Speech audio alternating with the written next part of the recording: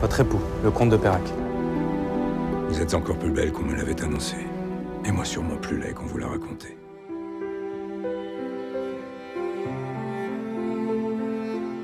C'est un film qui, pour moi, est universel. C'est une histoire d'amour. M'aimez-vous? On sent un homme véritablement touché par la beauté de cette femme. Et véritablement ému par la beauté de cette femme. Et on comprend l'importance que cette femme a pour lui. Et je trouve ça formidable. Et il le fait avec humilité, il le fait avec simplicité. Je ne vous appartiendrai jamais. Jamais je ne vous laisserai me toucher. Vous avez raison. C'est vous qui viendrez à moi. Vous m'avez acheté comme un animal. Perrac, il est instinctif, c'est certain. Il est brillant.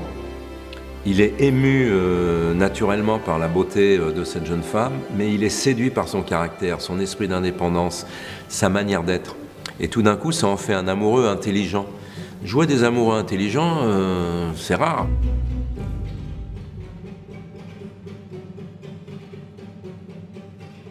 Je pense que toutes les femmes et les hommes d'âges différents pourront se reconnaître. C'est un film qui traite de liberté, fidélité, amour, passion.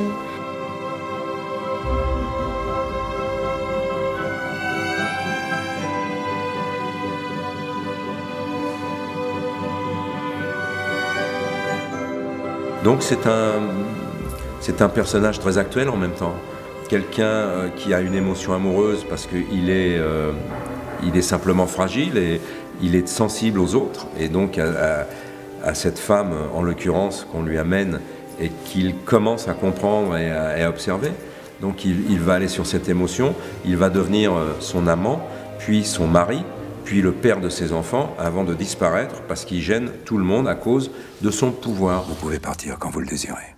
Considérez-vous donc comme libre. Vous n'allez pas vous laisser faire tout de même. Vous allez vous défendre.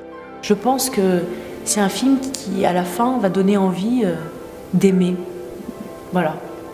On est dans un comportement avec elle, en tout cas ce qu'on avait à jouer nous, d'abord de refus, ensuite de séduction et ensuite d'acceptation, et ça finit sur une grande histoire d'amour. À la fin d'un film, ce qui reste sur l'écran, c'est le visage des acteurs.